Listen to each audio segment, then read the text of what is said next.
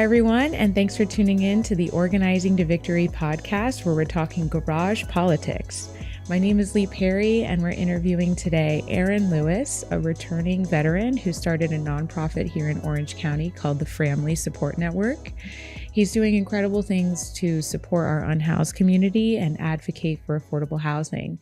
And in this episode, we get really deep into what it's like to be a veteran and serve your country, and what it's like to battle with mental health while trying to help others. And we're super excited to dive into his exploration into politics. So here's my interview with Aaron now. Hi, everyone. Welcome to our podcast. I'm here with Aaron Lewis, a community advocate who is really particularly interested in housing. And so I'm so excited to learn about your journey and talk a little bit about housing affordability in Orlando. I'm really excited to be here. Thank you for having me. So tell me about you. So where were you born? So I was born in Rockville, Maryland, about 25 minutes outside of DC, but I've lived in Orlando, Florida for the majority of my life. I moved down here when I was 6, and the only time I've left was while I was in the military, and for a little bit after the military, I was gone. That's so interesting because you have a very Maryland vibe. I don't know how to put words to it really, but when I meet people from Maryland, it's just like very easy to get to know people from Maryland. I appreciate that. I do appreciate that. I'm proud of where I came from. It's funny, as a kid growing up I grew up in East Orange County, out by like in between Waterford and Bithlo. And so I always said, like, as soon as I turn 18, I'm moving back to Maryland. I'm getting out of the South. But no, Orlando's my home for life somehow. I love this place, and it's just where I'll always be at. But there's definitely a special place in my heart for Maryland. Now, when you say Waterford and Bithlo, I feel like every community has a brand, even if it's unspoken. And I feel like that area specifically, it has a brand. And it's not necessarily always a good connotation behind that brand. I feel like there's a lot of people really struggling in that area. So what was your experience like growing up there? Yeah, so I grew up in the lower class. I experienced a few different types of lifestyles growing up. Overall, I say I was, raised by a single mother, even though for a period of time she was married to my stepfather, but he was very much he was a provider. He was a great provider. I always say he taught me how to be a provider, but it kind of ended there. So it still felt like I had a single mother. And then when I was in high school, they went through a divorce. And so I really got to experience what that was like, having that one income household. But, we grew up paycheck to paycheck for the most part. We were very fortunate that where we were at, I grew up in a 3-bedroom home because this was 3 kids. And we paid $900 a month for rent. So we were really fortunate where we were at. That same house today actually is going for about $1,900 a month, which is insane. Because thinking about that, it's like we would have never been able to afford that, especially after my mom got divorced. Like, we would have been on the street if we were living in that situation today. I was going to ask, like, what do you think would have happened if your rent went from $900 to like $1,900 in the span of just a few years? We would have been living in my mom's Toyota Sienna. Like 100%, because especially once she went through the divorce, we had no family here, because she moved down here for my stepfather. And so it was just us. Like, we were, our support system was my mother and I. My closest sibling is 10 years younger than me. So for 10 years, I was an only child. And yeah, I can't even fathom what life would have been like for us if that rent price was to increase the way that it did. We were, sadly, like, when I turned 18, I moved out of the house, and my mom actually did experience the landlord wanting to raise the rent. And so there was an incident at the house where the plumbing underneath the house broke, and it caused the entire house to flood. And the landlord used that as an opportunity to be like, we are going to make these repairs, and then we're going to be raising the rents on the property. So you're actually going to have to move out. And so she had to leave Orlando, and she ended up moving out to Lake Mary. She was luckily able to find some controlled rent housing out there. Yeah, but nowadays even Lake Mary is like, oh yes, it's there's no way. Yeah, even when she moved out there, like, it was shocking that she was able to surprise something sorry, it was shocking that she was able to find something that was within her budget. But she got really lucky with where she was at. Cause yeah, it's astronomical what they're asking for rent prices nowadays for individuals that, growing up, my mom worked as a CNA. And so, you're talking about making $14-15 an hour, and trying to raise 3 kids on that. That's absolutely insane. Absolutely insane on a single income. And I mean, things happen, like life happens. People get sick. Yes. And you can't really choose not to take your kid to the doctors, So, I'm sure that put a lot in perspective as a young person seeing your mom struggle. It really did. I think it kind of plays into a lot of the opinions and stances that I take now, was watching things that we went through that I feel like people shouldn't have to go through. I got to witness a lot of things as a kid. I'm fortunate, I would say, that because it was just my mom and I for so long, we've always had a very open relationship. So like from a very young age, I've been aware of any financial struggles that we had, or just any struggle that like kind of she was going through. Because she always maintained that open communication with me. And like, I remember like a point in my childhood to where she finally had gotten promoted at the nursing facility that she was working in. She had a really good paying position, which was amazing. It was like the first time in our lives that it's like, wow, like we're in a decent place. But the executive for the company had never met her before. He'd only spoken to her on the phone. They absolutely loved her. And the first time he came in to meet her, they spoke. He left and went back to his corporate office, and then she was let go a couple days later because he realized that she was a Black woman. He had no idea that it was a Black woman in this position. And simply because of the color of her skin, all of a sudden there was an issue. And she was no longer able to hold that position and had to go back to CNA work. So it was at a young age, like realizing like, wow, like the racial discrimination and how it could affect an entire family. Like that drastically affected our finances. Because, you make decisions as you're elevating your financial situation. So then to have all of those resources then removed, it's like, wow, now I'm in this situation. What can I do about it? And I think it was from that point forward that she started working 2 jobs. Maybe one job just wasn't enough to be able to maintain the household. Yeah. And it's really unfortunate because I think I hear so many stories like this. And yet, I see trolls on social media that are like, when I post about homelessness and the work that, you and I are both kind of doing in the community, it's like people just don't necessarily have that level of empathy to understand the nuances of someone's personal story in order to understand that it's like not always your fault that you're homeless. Yes. But they cast the same form of judgment in a way as if that person did something, to ruin their own lives or take their own circumstances for granted, or don't reach out to their friends and family, but want to use their tax dollars in order to like get by, or they're lazy, or I don't know. Just people have very weird senses of how the world works. But I'm really interested in like how you were in that situation with your mom, watching her struggle, and then you made the decision to go into the Army. You're a veteran, so I am a veteran. How did that happen? How did that decision take place? Yeah, so there was a time period there. I definitely went through the normal rebellious teenage phase that everyone went through, and growing up in a West Indian household, as I'm sure even though like other cultures experience, my mother's thing was, if you don't like my rules, you don't have to live under my roof. And so I turned 18 and I was like, you are correct. I don't have to live under your roof.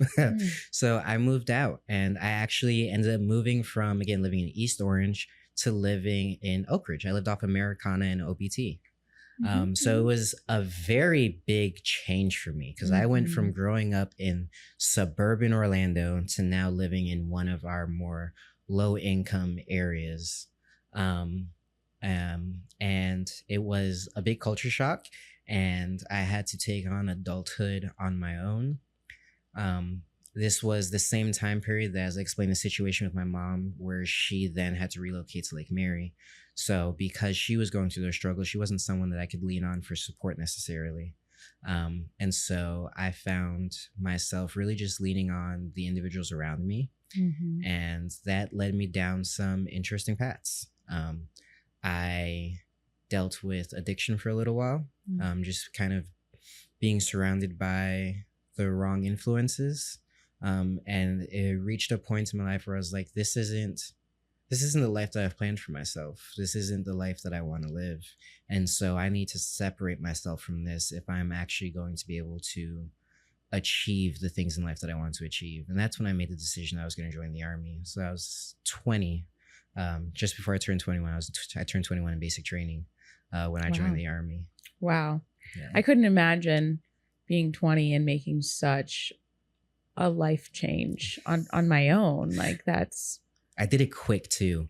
Like it was... Well, you just sometimes have to just jump in, you know, Yes. like you can't just dilly dally because, you know, if you just like kind of chew on it, you might change your mind, you know? Exactly. And that's where I felt at the situation. It was like, I'm in a place now to where I know I need to remove myself from this situation. I have a way to get out of this situation and make my life better. And so I just need to do it. Yeah. And so, I mean, within 4 weeks of talking to a recruiter, I was gone to basic training. Wow. Yeah. I'm really glad that you brought up battling with addiction because that's something I've always wanted to really dive into. And we don't need to get into it too deep today because I think that could be its own podcast. But Definitely. Some of the most brilliant people I've ever known in my life, some of the friendliest, kindest, just sweetest people in my life have been addicts. In fact, almost the overwhelming majority of people that I've either looked up to or were inspired by had some form of addiction, you know, even hoarding or overeating or substance abuse. And so, you know, I look at substance abuse as one of the hardest social stigmas to really crack. And so I'm very personally inspired by people who are willing to tell their story about it because I feel like that's the only way we're going to put a face to it. Yes. I feel like a lot of people have empathy for those that are homeless. There's a lot of people that look at them and say, we talked about this, like, you know, just get a job, don't be lazy. But it almost feels like you can't break the stigma against substance abuse issues. Right. I don't understand why. Like, it's such a human experience to get off track and lose yourself. Yes. You know? Yeah. And I think that's where, as humans, we can kind of start to be aware of privileges that we can have to not experience substance abuse. I think is a privilege because you've never been in the situation that drove you to that point. Mm-hmm. And like, that's an amazing thing that you never had to be in that situation. Mm-hmm. But like I said, you know, life happens to people. Mm-hmm. You know, I look at myself and how I fell into addiction, and it's like, you know, I dealt with depression for years. My, you know, like I said, growing up, it was my mother and I, but I also had my grandma. Mm. And, you know, I got bullied a lot as a kid. As a little kid, probably up until about 7th to 8th grade, I didn't really have friends. And so my grandmother was like my best friend, as sad as that can sound. Like she was my like, grandma was my best friend. Yeah, that was my rock, you know. Mm-hmm. And so the last month of my 8th grade year, my grandmother passed away, and it was sudden. Mm-hmm. She we had spoken in March of 2009, and she had said that she was feeling kind of sick and she was going to see a doctor. And then we got a phone call the first weekend in May that she was in the hospital. And we went down to the hospital in Tampa, and they were like, she has stage 4 cancer. And that was, like I said, the first weekend in May, I believe about May 4th. May 13th, she passed away. Oh my God. So it was really, really quick that this had happened. And it rocked me. Absolutely. I went from being a straight A student to failing my classes. I actually ended up dropping out of high school and getting my GED and starting college just because I just couldn't deal with life. Like, you know, I felt like I lost the one person that I could always lean on and count on. And so I just didn't know how to move forward. And years later, I found out this is also when, you know, my bipolar disorder was triggered. And so I suffer from bipolar 2 disorder. I'm able to manage it now really well. Mm-hmm. But, you know, at this point in time, I had no idea that this is what I was suffering with. And so as I got older, dealing with this depression, getting into my early 20s, early adulthood, I'm on my own, young, and know absolutely nothing about the world. I found that there were certain substances that would just make it disappear. And it's like, I can function. Like, I can go to work. Like, I can be a part of society now without just wanting to not exist anymore. And that's what made it so easy for me to fall into that addiction. But then you realize, like, this isn't real.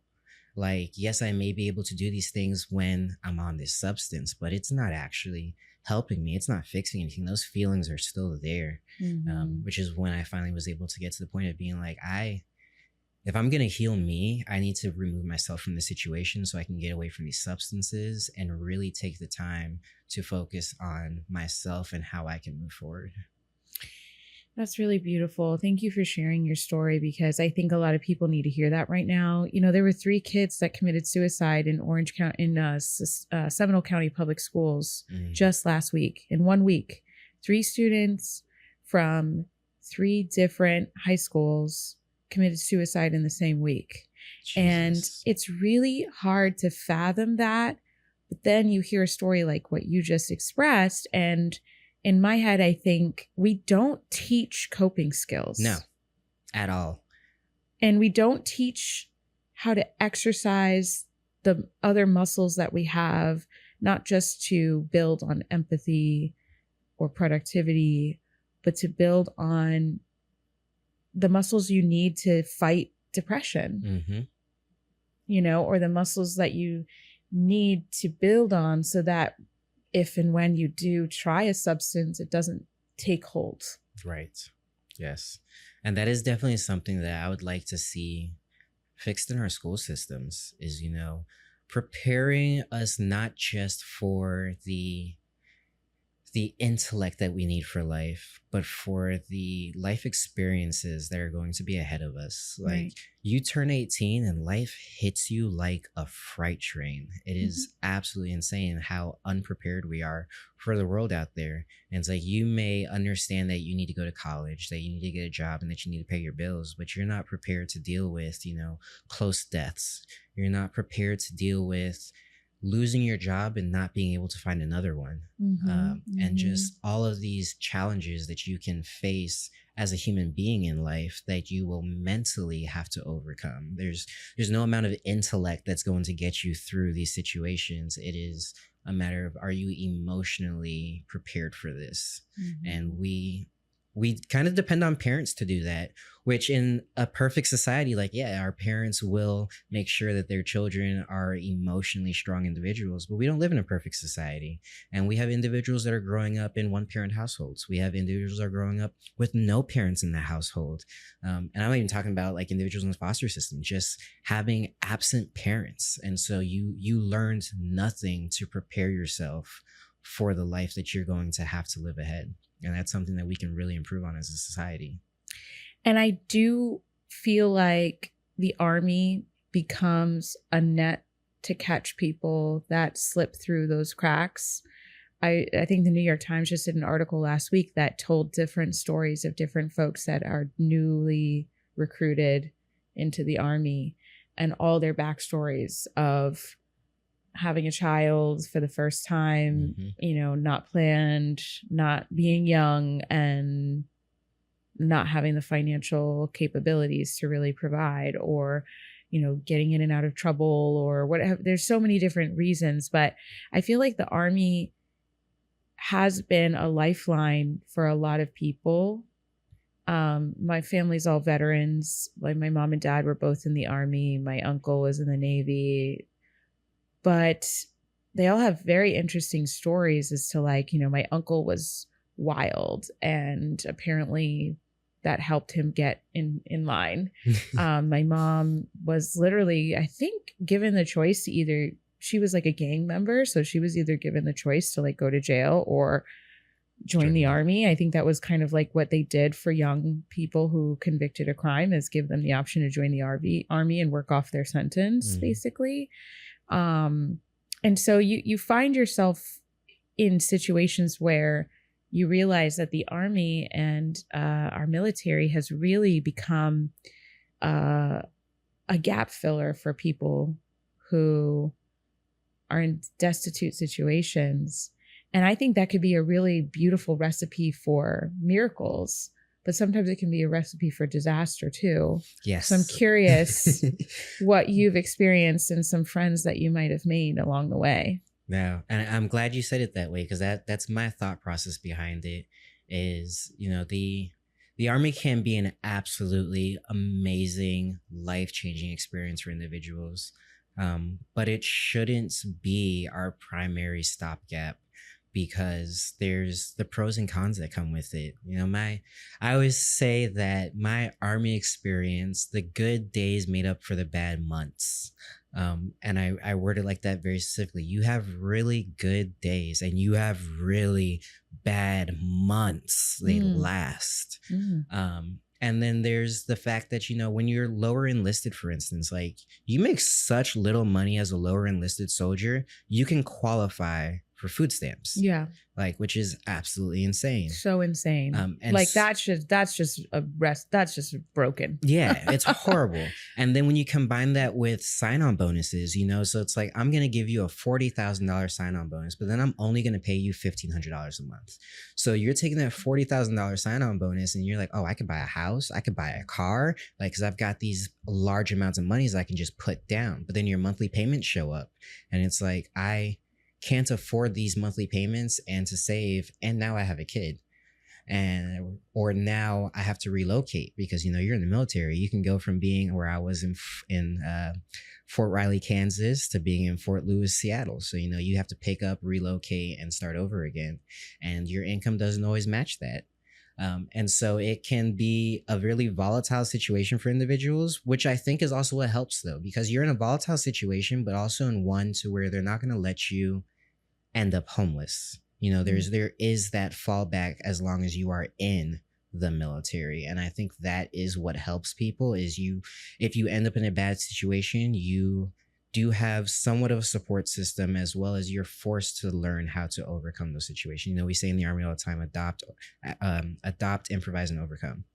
And so you really are taught those skills. But it can't be what, as a country, we fall back on constantly to say, like, if you grow up in a low income area and you have nothing else for you, you can fall back on the Army. That can't be our only fallback, because it's also just isn't for everybody. The way that you're treated when you're in the United States military, because of what they're trying to prepare you for, the level of disrespect that you have to take as a soldier, because, you have to respect your chain of command. When sometimes your chain of command has no respect for you. And so it puts you in a very vulnerable position, even though, like I said, I'll say all the time, the best decision I ever made was joining the military, because it's what I needed for that point in my life.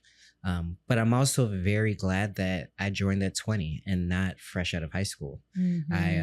I feel that the experiences that I was able to get as a civilian adult were what helped me make it through my military career, especially as a gay Black man in the military.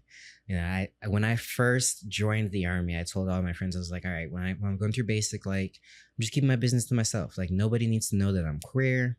Like, that is completely my opinion. And that's what my plan was for my military career, until I was in basic training and a situation happened where one of the other soldiers called me a slur, and I snapped at that moment. Just like, okay, like, no, you're about to find out that I am a gay man, but I am also a gay man who can stand up for himself. And from that point forward, like, I was very, very open in my military career. But I also, because I had worked jobs previously, like, I read the Uniform Code of Military Justice. I knew military law.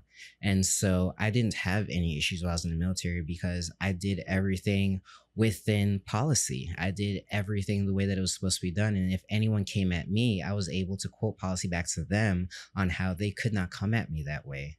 And I was also fortunate that I was in the Army during the era where equal opportunity was very promoted.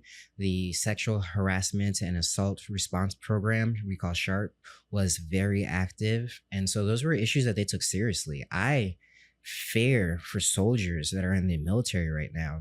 I did a post the other day on Facebook talking about, like, if you are a soldier in the United States Army who wants to be vocal, who wants to stand up for yourself, like, you need to make sure that you're reading the UCMJ and that you understand what your rights are and how to stay within the framework, because a lot of your protections are disappearing right now. We've got our Secretary of Defense who went out there and said he wants to get rid of people being able to file complaints multiple times. Like, that Crazy. is absolutely insane. Like, I've got to witness how our SHARP program benefits our female soldiers, not in a way that gives them an upper hand, but in a way that makes it a level playing field for them and protects them. Like, I've got to experience personally how equal opportunity protected myself. I had supervisors that were very obviously homophobic, but would never cross a certain line because they knew it would cost them their rank. So when you take that away, what is there to protect the soldiers from these non-commissioned officers, these commissioned officers, these leaders that have an issue with who they are as a person? What allows them to be protected as a soldier? And that is a fear that I have for active duty soldiers right now. You know, it's a dangerous time to be in the military. I was very, very fortunate. But I mean, even if you have the, social strength to stand up for yourself and to read the law and to know your rights, they're taking away your ability to defend yourself. Yes. You know, if heaven forbid, like, a woman is raped, she had a whole network to be able to speak to, a whole council to be able to speak to, and that's being torn apart and dissolved. And so, like, I feel like, at least a little bit that I know of just from reading the news, it is very scary. It's a very dangerous time, but there's still so many people flocking towards it. Yes. Because the base of our capitalistic society is kind of decomposing right before our eyes. But, and you can correct me if I'm wrong and just being ignorant, from someone on the outside looking in, it feels like it's all very intentional. Meaning that our society keeps people destitute and keeps the Army as an attractive option, even as they're gutting certain programs, because the affordability crisis is real and the mental health crisis is rampant. And instead of providing the social safety nets that we know could save people's lives, it almost feels like things are just being deregulated to the point where the Army is literally some people's only option. For example, I had a friend who was from West Virginia who lost 5 friends to fentanyl overdoses. Wow. 5 close friends fresh out of high school, because where they lived was basically like in a black hole in the middle of the woods, in the middle of nowhere. And I think that led to a lot of people going into the Army as their escape out, because a lot of the jobs that used to be in that area, very rural area, slowly were being, taken away, either offshore and abroad, or, the industry just decided to change their model and make money somewhere else. So I don't know. I just feel like it's a scary thought that things are getting so bad that people sometimes have no other option but to give their lives to a system that doesn't really care to respect them or care to treat them well. Yeah, it really is. And especially when you think about like what it means to serve, while I didn't join the military until I was 20, it's something that I thought about as a child, because I've always been someone who describes myself as a patriot. My mother being an immigrant has always reminded me, which I'm sure anybody who has a West Indian background can relate to. It's like, you were born in America. Like, you have opportunity that nobody else has. And that is something that you cannot take for granted. Like, you have no excuse because you are an American citizen. And so there was a pride to that I was kind of raised with. There was like, I am an American citizen, and that does allow me to achieve things that so many people in so many other countries could only dream to achieve. Yeah. And so joining the military for me, like, I took my oath very seriously. And it was to defend the Constitution of the United States, to defend the lifestyle that we were intended to have here in the United States. And so to then be forced to where it's like you're not joining the military so that you can uphold democracy, so that you can ensure protection of the rights of its citizens, but you're joining it because that democracy has failed you. I think that's a dangerous path to lead for our soldiers. Now, there may be a benefit to that, to where we may see more soldiers not blindly going into a war that they don't agree with. But, I think that it is important that if you make the decision to join the military, it should be for the oath. It should be because you want to defend your rights, you want to defend your family, and you want to ensure that other people have the rights that you have. And to be doing it just because that's your only opportunity, that is something that I think is intentional, that's being done by society. And that's not acceptable. We need to have other social programs in place where people can lean on those services in order to overcome the challenges that they have. As communities, we need to take care of each other better, because it shouldn't be on you risking your entire life.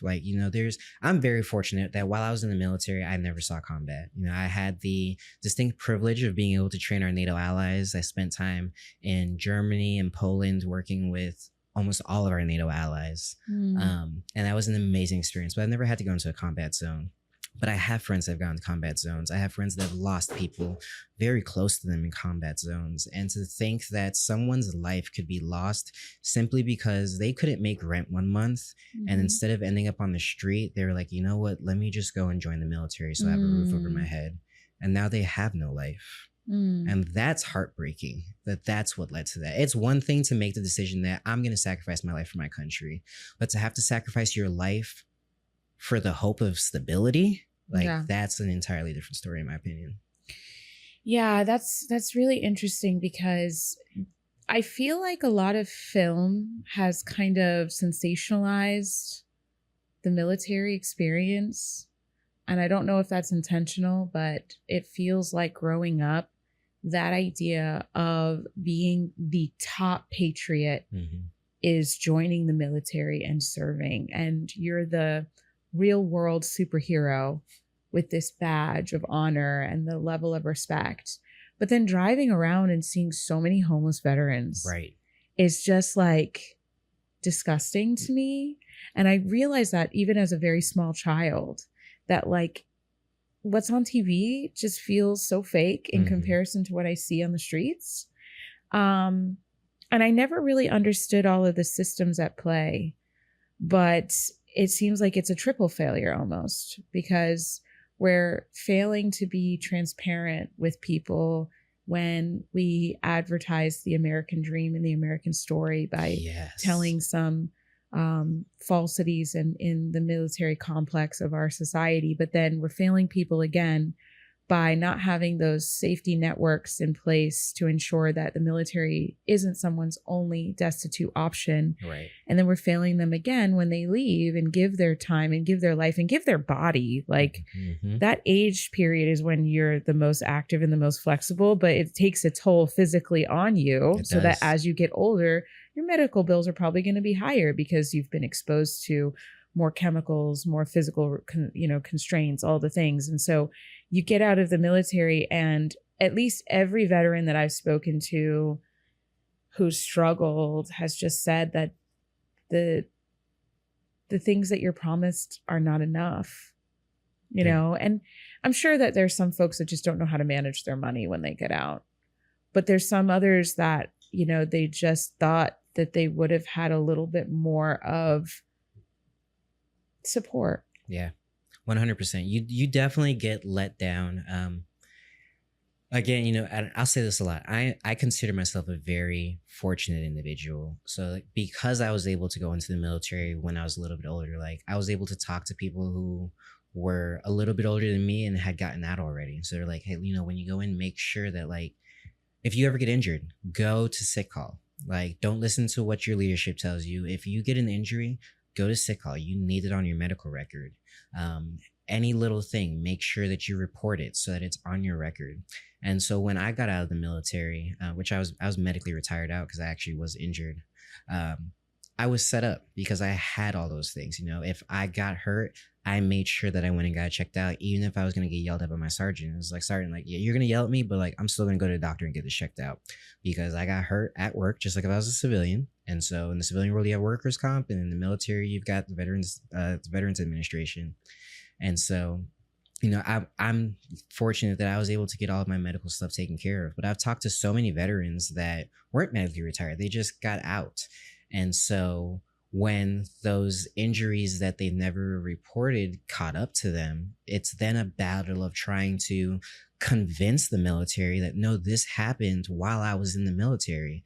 And so you should be helping me take care of this. And that's the battle that so many of them are facing. Is it's like, it's an issue that I think you see in so many different sectors. No one ever wants to take liability for something. And that's essentially what veterans need for the military to do in order for them to be taken care of, is we need the military to say, we are liable for this happening to you. And the military avoids that at all costs. They're going to Sounds say like a corporation. Exactly. Yeah. They're acting the exact same way, which is not a way to treat somebody who sacrificed their, whether you have, and this is something that's been told to me by a lot of veterans, whether you've gone into combat or not, you made a decision to join the military knowing that you could be sent into combat. You made the decision to join knowing that your life could be ended. And so every veteran that has signed up to serve the United States military, in my opinion, made the decision to sacrifice their life for their country because they knew that that was something that was not an option, but like you could be told that this is going to happen to you. So to then turn around and put the burden of proof on them, that it's like, wait, while I was sacrificing my life for this country and I got injured, you don't want to take any responsibility for that. And so now I have to navigate not being able to hold a normal job. I have to navigate not being able to hold any job without any sort of support. That's a huge failure on the end of the Department of Defense. And, we work with an organization right down the street from here that does support for veterans in a converted hotel into short-term housing. And That's awesome. You talk to some of these veterans, they all have these really awesome, passionate stories. They're still like in love with their time in the service, even though you can tell that they've been mistreated. Yes. It's very interesting, and it's a trauma bond. It is. I hate to, because I'll be completely honest with you. Like, I turn my nose up to it sometimes, and I'm like, you're brainwashed, you're brainwashed. These people used your body, they exploited you, but at the same time, when I think about what it takes to be a veteran, like if I ask myself, could I do it? I don't know if I could, like watching, what's going on in Gaza, watching what's happening in Ukraine. Like if they said there's a special program to join the army to go and help those people with aid, I would do it in a heartbeat. Right. But running to fight a war that I don't believe benefits us or actually helps our allies or actually helps keep American citizens safe, because we have generations worth of proof that we've been lied to in order to open the doors and public support for wars that never really benefited us. Right. That's the part that really, for me, creates an unhealthy relationship when I think about the military. I get resentful of all of the systems that keep it as an oppressive force internationally, when it could be such a beautiful thing. And I think as a climate activist, I've learned that our military could be one of the biggest opportunities to advance aid and to advance adaptation for smaller countries and to really save people's lives if it were a mechanism that would be turnkey to do that in the climate crisis.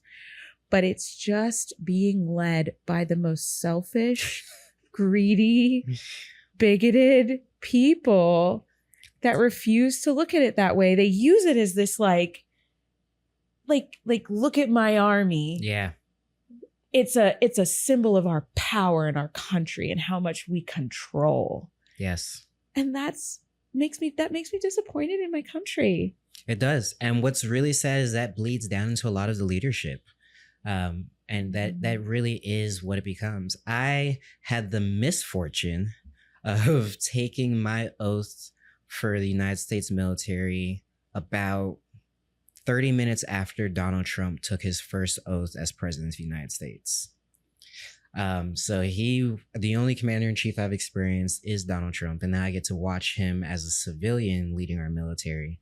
And it's so much worse this time than it was last time. Oh my God. But it was interesting being in the military and how many individuals are also just like that. I'll never forget, I was in basic training when Trump dropped what we called the Moab in the Middle East in his first term. It was the mother of all bombs. He's like, we've had this in our arsenal. We've never used it. We're going to drop it. It's going to be huge. And I remember our drill sergeant came in and woke us. He's like, privates. He's like, the U.S. military did something amazing today. He's like, we just dropped the mother of all bombs on Middle East. Show our strength. And then walks out. And I was like, what? But what was the purpose of it? Like you're just excited that we dropped a huge bomb on a country. We could have taken out God knows how many civilians. Like, was this actually achieving a goal that is beneficial to that country, to our country, to any of our allies, like you stated? Like, what was the purpose of it outside of being able to say that we dropped the biggest bomb that we could find on them? Like that, you're excited about just that. And that was one of my first introductions. Again, I'm in basic training. And it's like, wow, this is the leadership that I'm going to be underneath. And it was interesting getting out of basic training, going to the Army and seeing you've got people on both sides and how there's almost a constant battle for like, how do we do the right thing while still respecting the chain of command? And depending on who your leader is going to depend on how far over the line they're going to allow you to go. I was blessed to have really, really good leaders, and I've also had really, really bad leaders. Some of them will do whatever they're told to do because they are, to an extent, brainwashed. They're like, listen, my sergeant told me to do this. Sergeant major said that we're going to do this. So this is what we're going to do. This came down from a full bird colonel. This is what we're going to do. This came down from a general. This is what we're going to do. There's no thinking. We were actually taught in basic training, don't think. They're like, your job is not to think. Your job is to do what you're told. And I think that's extremely detrimental to teach to anybody. And then it carries into those leadership positions to where they don't even think as leaders. They're like, I'm going to do what I'm told by the leader above me. The leader above him does what he's told by the leader above him. And it creates a really dangerous society. And it puts individuals in those situations to where when you're faced with a situation that is wrong, it's like, what do you do about it? Like, who can you go for this? Do you just have to do it? Because if you don't do it and the leader above you decides that they're going to punish you for not doing that, that's something that can ruin your entire life, even as a civilian. And that's the pressure that is so dangerous about the United States military, is if you don't do what you're told, you're risking a dishonorable discharge, which is not just getting fired from a job. It's not being eligible for benefits. It's almost like having a criminal record. If you apply for certain jobs and they're able to pull that you were dishonorably discharged from the military, you're not getting that job. It ruins your entire life.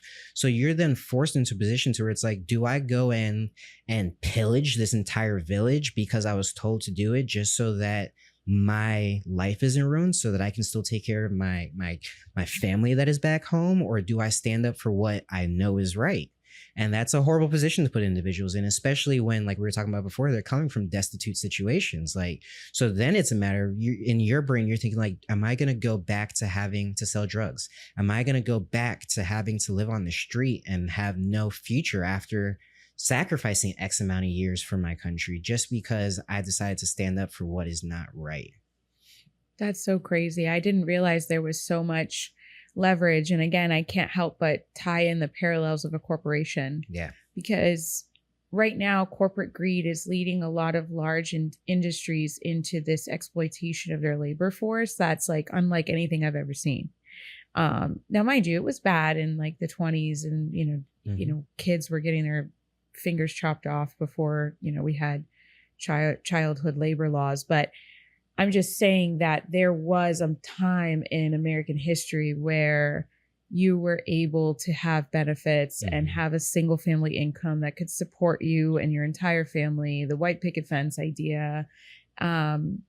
Basically, when Trump says, make America great again, it's that specific time when the generation after the generation in the 40s was doing better than the generation before them. And it's been slowly getting worse and worse from there.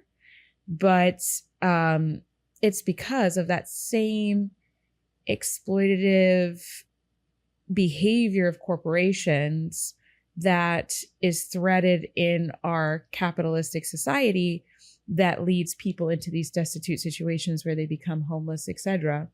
There's such a direct correlation with how it sounds like they're treating people in the army. Like, if you speak out, even if it's for your own safety, right, we could discharge you and you lose everything, and you're back in a worse situation.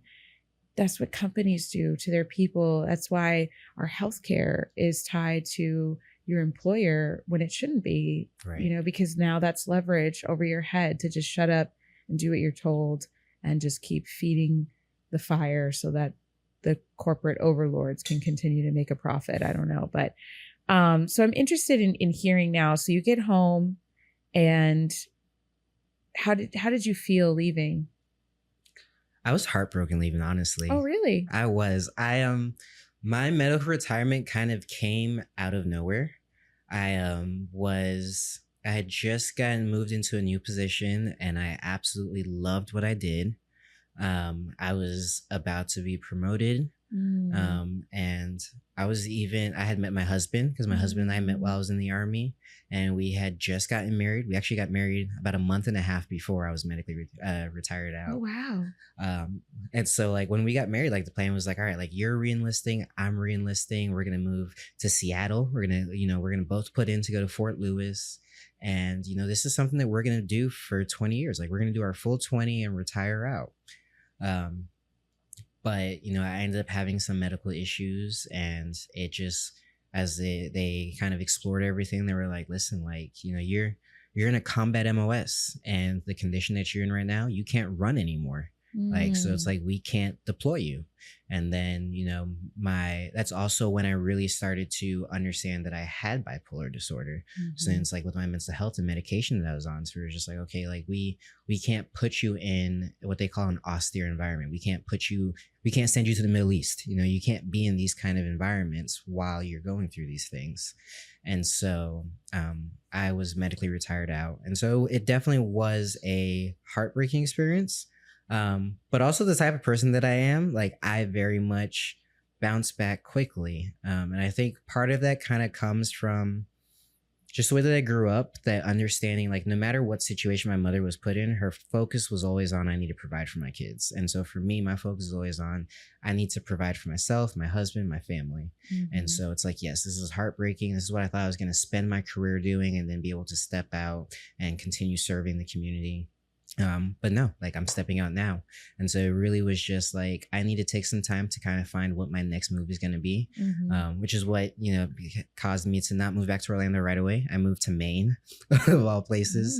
Lived in Maine for 2 years, and really kind of took the time to, one, get my health under control and make sure that I had everything managed, so that I can then take that next step and just continue on with life. It's interesting that they don't have like roles for folks with disabilities. There's no administrative, or like, can they match you to different roles? Or is it that every able-bodied person needs to be ready for combat?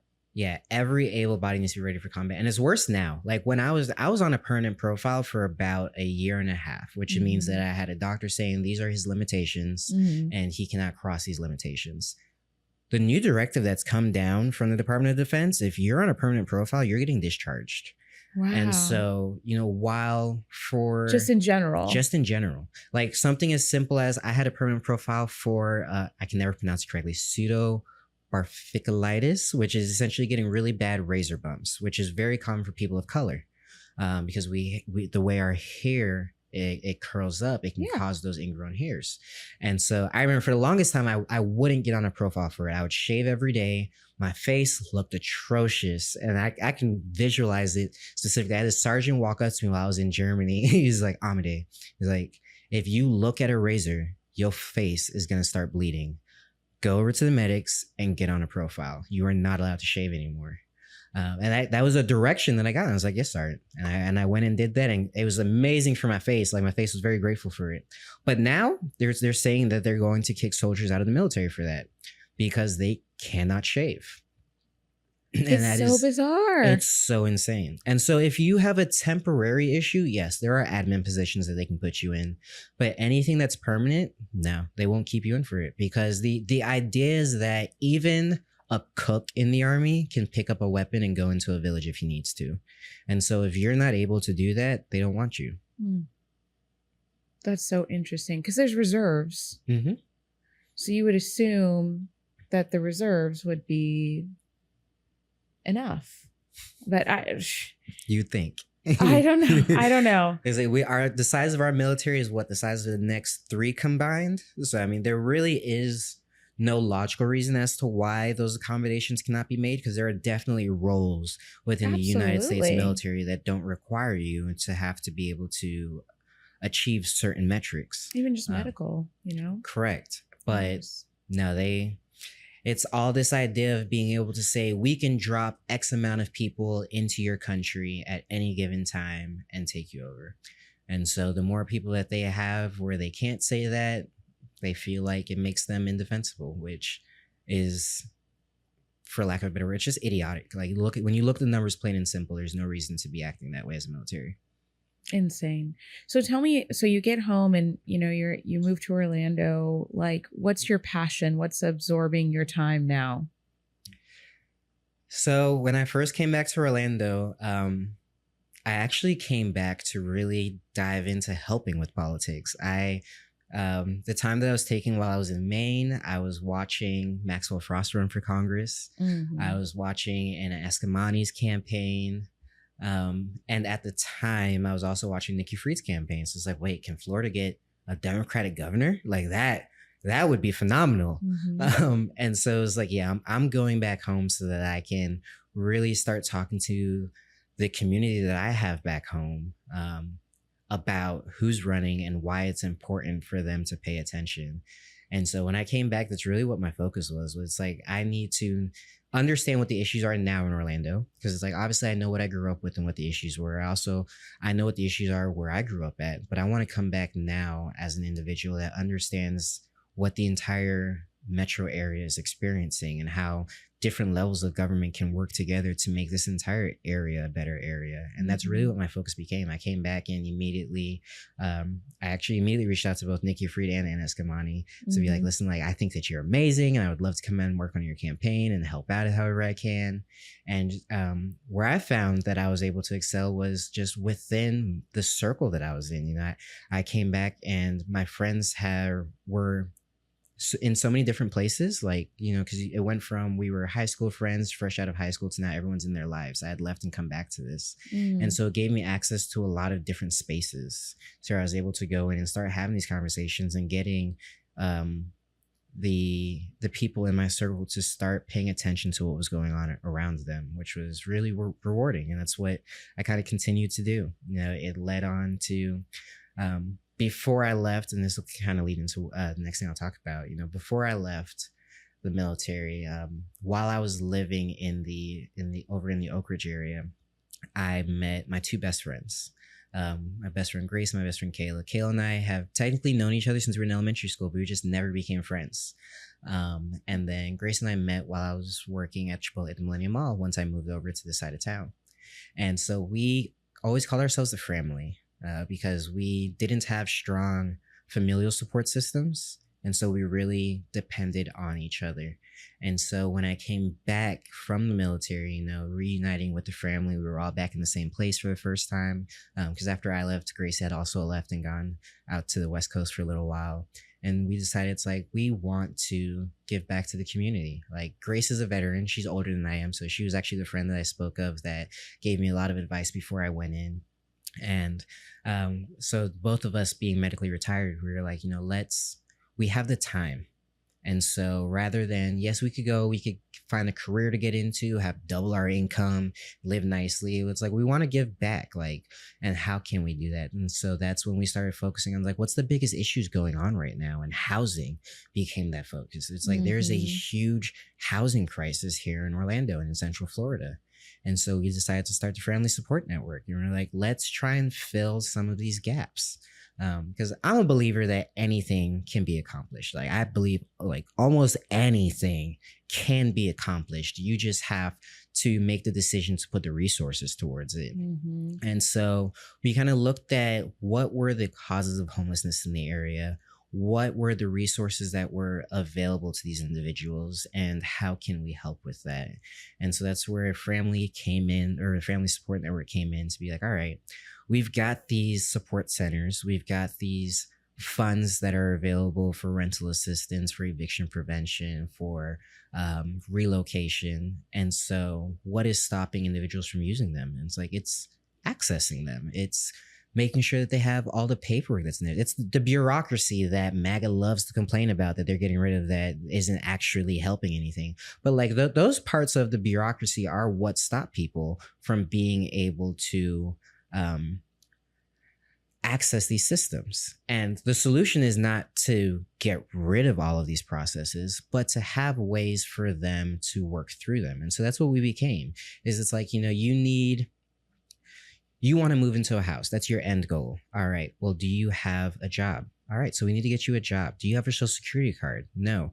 All right. So I'm not just going to tell you that you need to go to the social security office, get your social security card. They're going to have you fill out this form. I'm going to go with you to the social security office so that we can fill this out. And when we get there and they say that the document that you have doesn't work, we're going to then reach out to who we need to reach out to get that document for you. Like, I'm going to walk you through that so that it's done. I'm also going to advocate for you, because sometimes you'll go in and be like, you don't have this. And be like, no, this actually does work for that. If you look up this law, it tells you that you can accept this document as proof of this. But when an individual is going through a crisis, they may not know that, but most importantly, they don't necessarily have the capacity to advocate for themselves, because they're just trying to make it. Like, they're so beaten down by this system that hasn't worked for them for so long that they're just like, when all it takes is one thing getting in the way, and it's like, it's just not worth it. Like, it's not going to go anywhere. And so really showing them, it's like, no, like, we're going to walk through this system with you, and we're going to make sure that this system does work for you, is kind of like where we stepped in at. And so that's really what my focus became when I came back to Orlando, was I want to help my community. I want to make Orlando a place that I am proud to raise my children. My husband and I are getting ready to start the adoption process. Amazing. And so it's like, I may have grown up being like, I can't wait to get out of here. I want to make Orlando a place that my kids don't grow up that way. And being able to grow up and see the potential that is in the city, and to see what it is that the residents want out of this city, has been like, this is possible. Like, we can make Orlando one of the best cities to live in the entire world. It's just going to take us actually organizing and advocating for what we need. And that's really inspiring, because it seems like you have your hands in a lot of different types of support. And I know if there's anyone like me that drives by someone who's homeless, you immediately want to like just put them in your car and take them home and cook for them, and like literally be like Jesus and like clean the feet of those that are the most vulnerable. Like, I feel that in my heart, but it's really, there's so many other systemic issues that you have to really pull through. And this is what government is the worst at. It's like taking that ball of yarn that's all twisted in a big knot and like really pulling it out and going, okay, what step do you need that's customized for each case? Right. Instead, they just try to cut a check to an organization, or, just do a broad program that's not really meeting the needs for each individual person. And one thing that really frustrates me about at least our local government is that we only will really have programs for those who can prove proof of income. Right. And that really infuriates me, because there's so many people that are willing and able and want to work, but Can't. They don't have an address to be able to fill out paperwork. They are returning citizens that don't, that have a record, Yep. that want to work, that won't get a job. There's so many cases, so many situations. And then there's, of course, blatant racism, like what happened to your mom, that prohibits someone from being able to be given the dignity of just being a functioning civilian in modern day. Yes. And yet, if they're in a situation where they have to sleep in their car, they're looked down at. And that really bothers me. We're really letting ourselves fail. We are. Because I'm 2 paychecks away from something like that happening to me, or not even 2. I would say 1 natural disaster hits my home, I'm screwed. You know what I mean? Right. Like, there's no way that I can absolutely say that I will be able-bodied and healthy and capable to keep my quality of life afloat for the next 30 years, however long I'm alive. Mm-hmm. I don't think anybody can, but yet there are some folks that just have privilege that look down at someone who's in a really rough situation sometimes, and I don't understand it.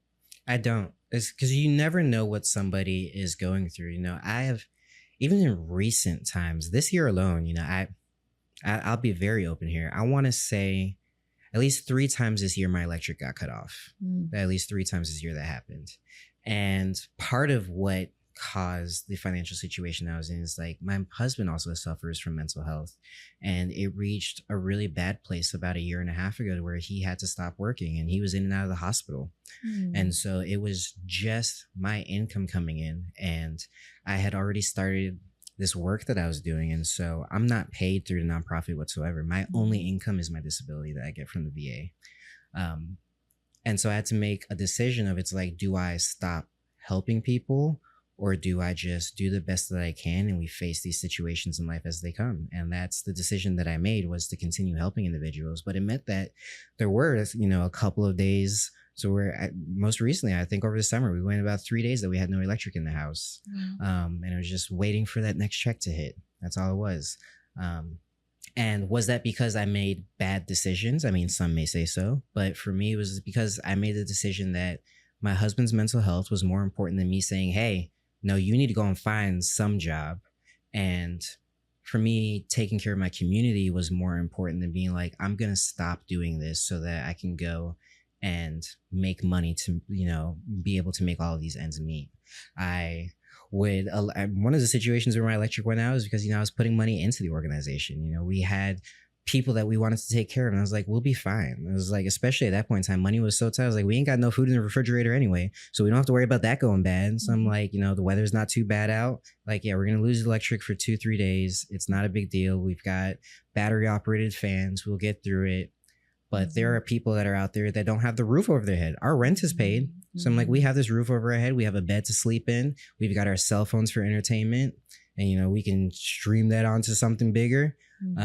But yeah, I've just always made decisions, I think, that put others first, even when it meant that it would put me into a bad situation. And so when individuals look at people that find themselves homeless, like, they're not thinking about the selflessness that may have caused that. I can think far back in my own personal family, something I gave my mom a hard time about as a child, that as an adult I realized made a lot more sense, was growing up in a Caribbean household. It's very big that, like, you respect your elders, you listen to your elders. I will say I was raised both West Indian and American, so I did talk back a little bit. But my mom, being raised 100% as a West Indian, when she first had me at 19, she had started nursing school. And a year into the program, which is halfway through an RN program, her mother asked her to drop out so that she could go and help her sister take care of her kids, so that her sister could finish going to school, and then they would swap. And so my mom, being an obedient child that she was like, all right, that's what I'll do. And she pulled herself out of nursing school. And that's when we first moved to Florida. And we lived in Flagler County for a little while. And she came down so that my aunt was able to finish school and get her nursing degree. But the favor was never returned back. And so that's kind of, as a child, when I learned these things, I was like, Mom, like, you gave up our entire future. Like, if you were an RN, what that would do for us, like, we would be in such a different position. And a lot of people may look at them and be like, you made that decision. Like, so anything that happened to you is your fault. But they're not understanding the cultural impact of it. So where it's like, no, that's your family. When your family comes to you and says, I need your help, you help them. And that's what she did in that moment. And I don't think that was a wrong decision whatsoever. It was the decision that felt right in her heart to make, because it was, to her, it was the right thing to do. But it did lead to unintended consequences. But those are things that people don't think about. It's like, it's not like she decided to go and party instead of spending money on bills. It's not like she was spending money on drugs or things that she shouldn't have been. It was that she decided that she was going to take care of her family instead of pursuing her dream. And that sacrifice ended up affecting her. And it's so hard. Like, I have been actually toying with this same concept myself, because everything that's happening with our migrant community right now is just like devastating me. And we have like we have a tenant already here in our mother-in-law suite, but we also have an extra bedroom. And I keep thinking like, we need to bring people in and like house them. But I'm also terrified of all of the unknowns, right? And it's just, these are very hard decisions that people have to think about and deal with. Like, what if something were to happen? What if I were to lose my job? What if, there's so many different factors that can play in. But then I think about, like, I know this is going to be a little bit of a tangent, but I think about like the Underground Railroad, and I think about, there were a lot of people that were just dirt poor, that took in absolute complete strangers and fed them and made sure they had a place to sleep. And, there were also some safe homes that, were just a room, underground that they could stay in. But I just think about the resiliency of our society and how we have to sometimes get outside of our comfort zones in order to take care of one another. Yes. And how that's really important. Hopefully, not in the point where you have to, miss paying your electricity bill because you're paying other people's electricity bills. But, like you have to take care of yourself and fill your own glass. But at the same time, we should be trying in every moment to push ourselves outside of that comfort zone to find a way to help others, because we are the ones that can fill the gap if we don't want the military to be someone's only option. Especially, it really pains me for like aging seniors. Oh my gosh. Because you can't just join the army. No. If you're 76 and you're on your own or living in a hotel or what have you. A lot of them can't even just go get a job. Like, it has to be something that's going to work for wherever they're at that point in life.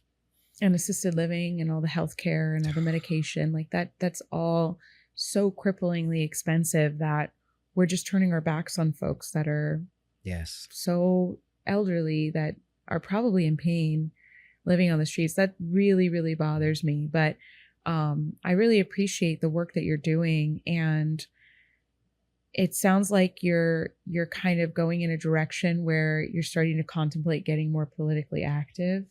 Maybe you can talk a little bit about that. Yeah. I mean, it's definitely something that I have always considered. Growing up, I was always acutely aware of the fact that if you want to actually affect change, you have to be in a position to be able to affect that change. Absolutely. And so I would say I became even more aware of that fact starting this nonprofit, where it's like, we have these great programs that we wanted to launch. We have these great ideas that we wanted to implement in the community, that because of how policy is established, because of how funding is allocated, it's like they wouldn't happen unless we happen to come across $1 billion donor who was like, yes, I'm going to give you the money to do this. And that's not something that happens every day. And so I realized that, and something you kind of touched on earlier, there are so many problems that we experience as a society that are systemic, and that no matter how many programs that nonprofit organizations create in order to try and put a Band-Aid on them, in order to try and overcome them, we're never going to truly resolve those problems or prevent those problems from happening if we don't change the policy that's causing those problems. Right. And so, with this organization that I've been running, I've very much come around to it's like I am going to run for office one day. I am, I'll say right now that I am looking at the new District 7 that Orange County has. Hot mic, you heard it first here, Organizing to Victory. I am looking at because I want to be able to truly make a difference for my community. I don't want to be able to just say like, all right, you missed your rent this month. I can connect you to this organization that can help you. I wanted to be able to be like, okay, why did you miss your rent this month? Oh, because of this issue that you're having that was caused by this policy that we either don't have or that was written in a way that it's not working for our community. Like now I want to go back to the board and be like, listen, we need to reevaluate this policy because this is affecting individuals negatively. Something whether it's simply like transportation, that's something that I personally experienced as a child that it blows my mind. You can have the same experience today that I can remember having as a 7-year-old in East Orlando, waiting for the bus that's supposed to show up at say 3:30 and the bus doesn't show up until 4:20. And it's like you've been standing in this Florida heat in a Florida summer for 50 minutes waiting for this bus. And that's 50 minutes late that it is, not what time it was supposed to be there.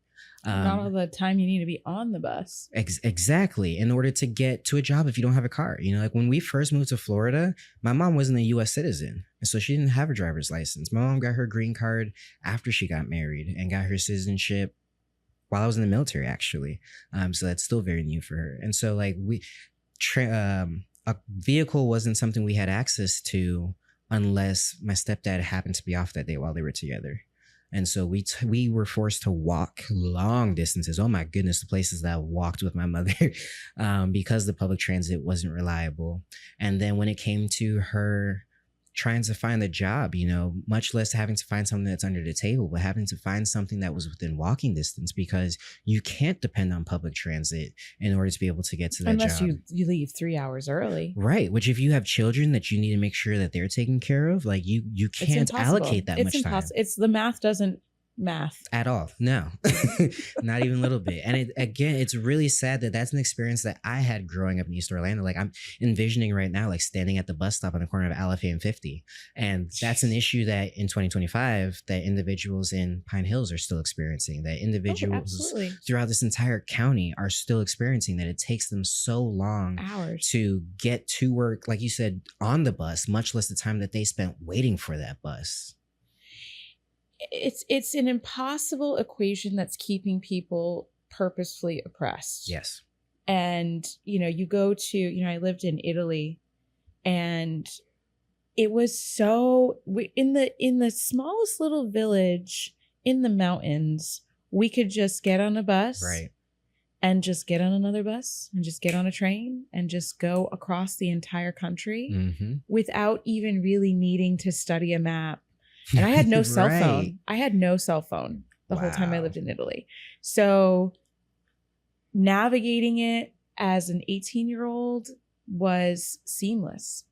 Someone who's never had public transit, never took public transit as a adult or a child. But it's the type of thing that allows people to have this level of freedom, real freedom, that I think should be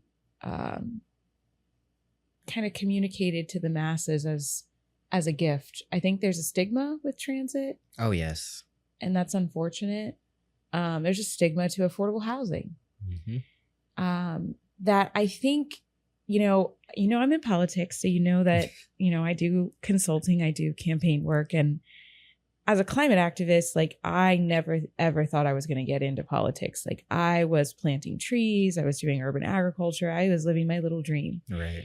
And then I got into politics around the time of the 2020 election because I was so furious that Florida went so red so fast. Like, and then the insurrection and everything was just, it made me fall deeper in love with my country in a scarcity mindset kind of way. Right. We're watching the great experiment that we've been a part of start to fail. Exactly. So I bring that up because I felt like the route into politics was the only answer to get the solutions that I wanted. Similar to you, working in the nonprofit space scratches an itch, but it's only so long that you can just scratch an itch where you're just like, no, I need to figure out what this itch is, Exactly. Yes. and address it. And politics is a very different wild beast, because even when you do have the power to write and implement policy and get it passed, you have all these other sick obstacles that just should not be a part of our democratic process. Agreed. So, for example, just getting people elected is such a battle. Everyday people, not like the corporate plugins. For some reason, it's just a beautiful breeding ground for corporate greed, because you have to financially be fine. So all the obstacles we've been talking about this whole podcast. Yep. If you're already at a disadvantage in life and then you want to run for office to be able to be the change and enact change, you're already at such a great disadvantage to the corporate plugins that give them basically an endowment to run for office, right, and say, be my little puppet. So that is already there. Then you have the fact that people don't really understand what politics and government is. Yes. And so and those are your constituents. So those are really your bosses. So you have to talk to people who, and this is democracy, but like we failed these people because we took civics out of school and they don't have a clear idea as to what the government can do for them or what to expect from the government. Yes. So that's why culture wars are so easy to be played in the political system, because people don't really even know what they should be asking their elected officials to do. Right. You know, so you have these other wild cards where like people are like yelling at like commissioners about Gaza. And it's like, I'm a county commissioner, you know? Yep. I don't know if you realize the scope and the stretch of like my abilities, but you know, but then that's enough to make someone so radicalized that they just wouldn't vote. Right. For anyone. Yes. And so they don't know what consequences there are to that. But the beauty in politics, I will say, why I'm still in it, why I'm still in love with it, is it feels like Stockholm syndrome, but it's a mountain that feels rigid and hard to climb. But once you get to the peak, once you actually get something passed, either a project, a program, or a bill, like a policy, there is no sweeter taste. It's beautiful. It's better than winning elections. Right. And the other thing that I love about politics is the campaigning work is there's such an opportunity for innovation there. Because Democrats specifically, and Republicans, but specifically Democrats, they've always done it the same way. Yes. And that's part of why we're in this mess. Yep. Republicans have always fear-mongered, and their base is very much like, what are you going to do to them? Mm-hmm. Instead of asking, what are you going to do for me? And Democrats are very much like, I'm going to tell you the same talking points that I was taught by the same consultants that did everyone that ran every campaign before me exactly the same. Yep. And I'm going to tell you that's what you need, right?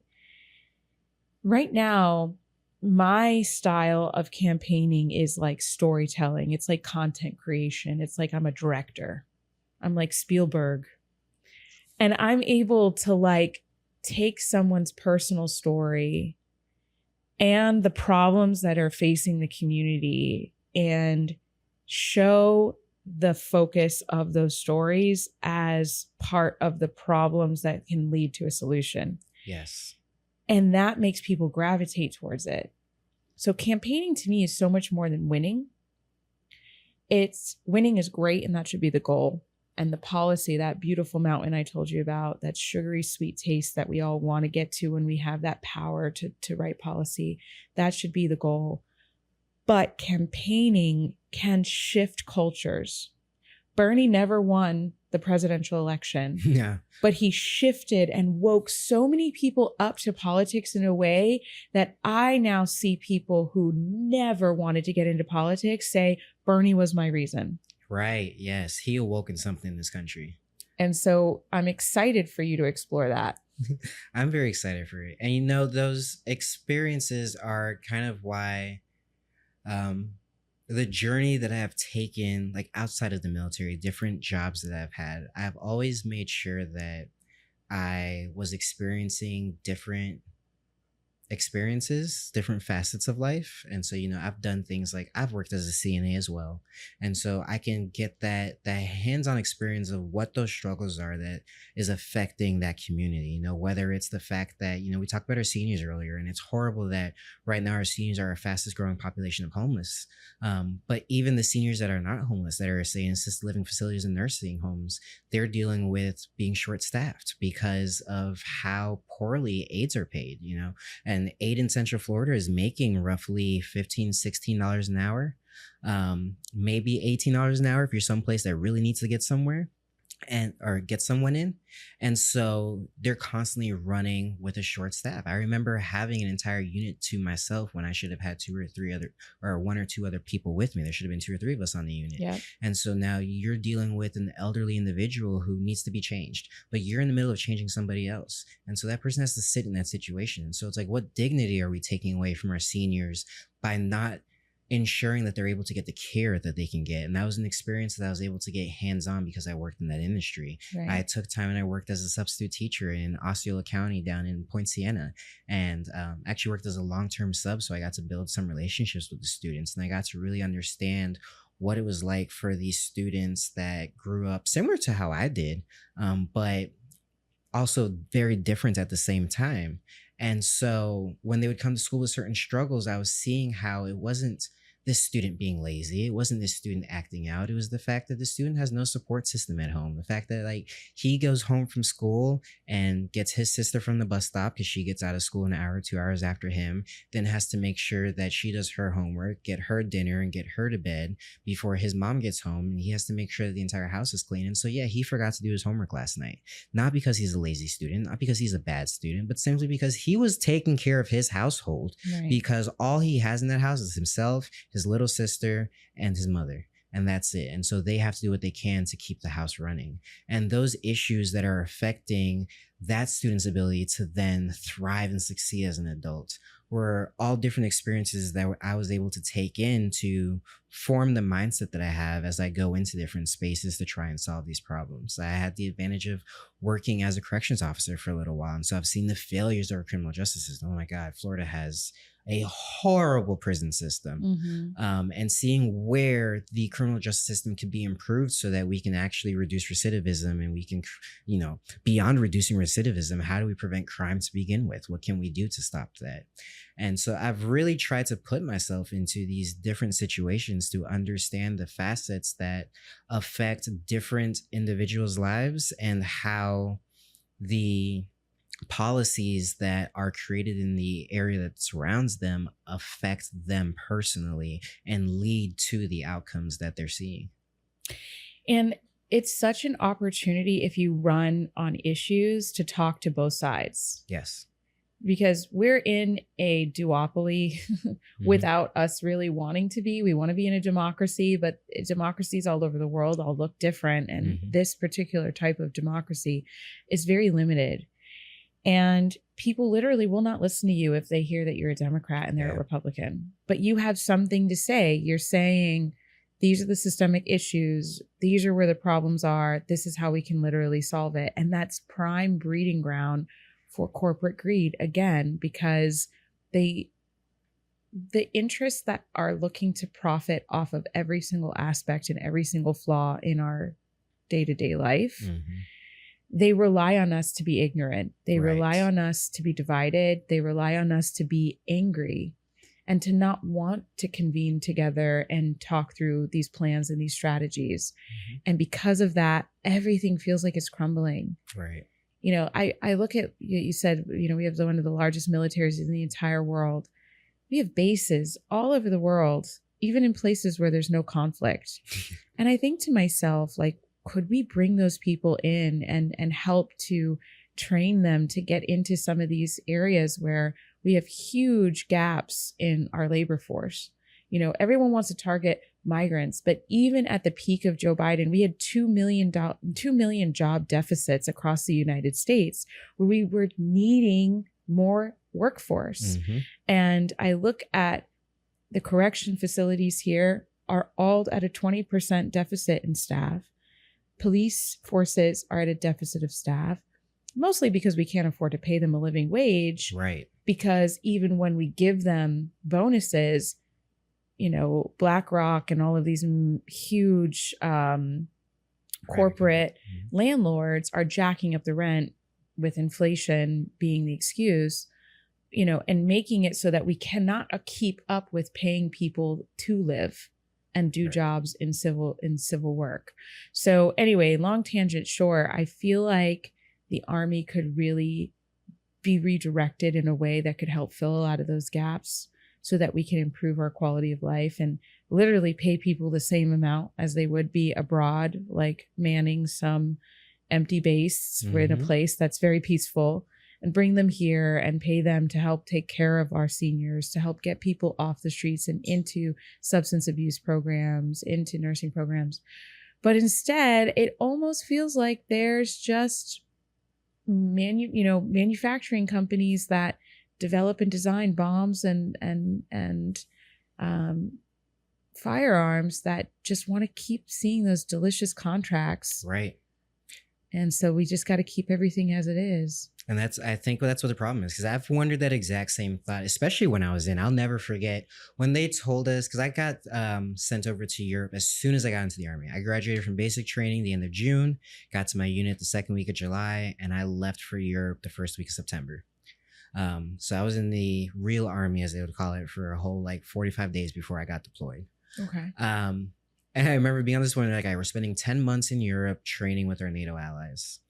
And we would have months of periods of downtime. I remember at the end of the deployment being like, this deployment could have been 3 months. Yeah. What we actually did, if we came here and, we spent a month in the field training with all of the different countries. We did a big field exercise, which was amazing. But then, outside of that month, there was a day here where you'd go and do something, maybe a weekend here you'd go and do something. So it was this could have been a 3-month deployment. And we spent millions of dollars to house us here, to feed us here, to provide transportation for us here, to provide security for us here. For what? It's just so that we can say that we have U.S. troops that are within, combat distance to Russia if they decide to pull anything, just so that we can show this show of force. That seems like a waste to me when, the same things that you're having your combat engineers practice in the field in a mountain in Germany, you could have them practice actually fixing something in the country that we live in, right, where we have shortages at. They could be going in and fixing our infrastructure and using those same skills as practice for if they ever have to go into a combat zone. We don't have to be just putting up fake bridges that we're going to tear down after we put it up in another country. Right. That made absolutely no sense. While to our me. bridges here are crumbling. Exactly. They're getting trained to literally do underwater welding and shit. And it's come here and do that. And do it with us because we need the infrastructure. Yes. I find that very interesting. And I'm really excited about your nonprofit work because it's so needed here. And then obviously trying to take that hands-on experience and helping people and turn it into policy. It's a long, winding, and bumpy road. But if you center it around the issues and you center it around the stories of the people and you do some research so that you ensure that you have a plan, right, I think people will really gravitate towards that. So one question that I ask everybody before we end is, what is something that refuels you? Because you're working so much, you're doing all this good work for people, but you're giving. What is something, it could be a hobby, it could be a musician, it could be what have you, that really fills your cup back up? So I have a healthy answer and an unhealthy answer. I would say the number one thing that refills me is really bad, and it's doing the work. Yeah. Like, honestly, like I can have the most exhausting day being in my office, like trying to plan things out, coordinate things. But then I will get out to an event and start talking to people about the issues. And it's like the exhaustion I had just disappears. Yeah. There are days where, 3 o'clock hits and I'm like, I'm so mad that I have this 6 o'clock event to get to. And, the event was from 6 to 8 and 10 o'clock I'm leaving. Yeah. And you're it's like, oh my God, I'm so refilled. Yeah. Yes. So I really love getting to really do the work does in its own way refill me. The hard part is working for the work, but really doing the work and seeing the outcomes come, that's refilling. But then I would say the more healthy aspect that's away from that is I love to travel. I spent a couple of years ago, I took a month and I traveled around Europe. I love history, so I did a World War II tour across Europe, and that was absolutely amazing to me, and that really refuels my passion back home because we grew up being told that we live in the greatest country on the planet. And America is an amazing country and has the potential to be the greatest country on the planet. I wouldn't call it the greatest country on the planet. No way. And traveling around, I've got to experience different aspects of culture, different decisions of governments that impacted the community in a way that is so positive that I want to bring here and that I think that we can learn from. I use the example all the time of the Netherlands. The Netherlands is kind of, in my opinion, what the US was aiming for. We talk about post World War II, the Netherlands was so ashamed of the fact that they were invaded and occupied that they have made it a point to ensure that everybody feels included in their society because they're like, that should have never happened. When they founded the Netherlands, it was as long as you participate in our economy, you are accepted here. We don't care where you're from. We don't care what your background is. Wow. Just participate in our economy and you will be a Dutch citizen. And that was a beautiful thing. And so then when the Nazis came in and really pushed that hate and that ideology that took over the country, it became something that they were embarrassed about. And I feel like that's something that America lacks.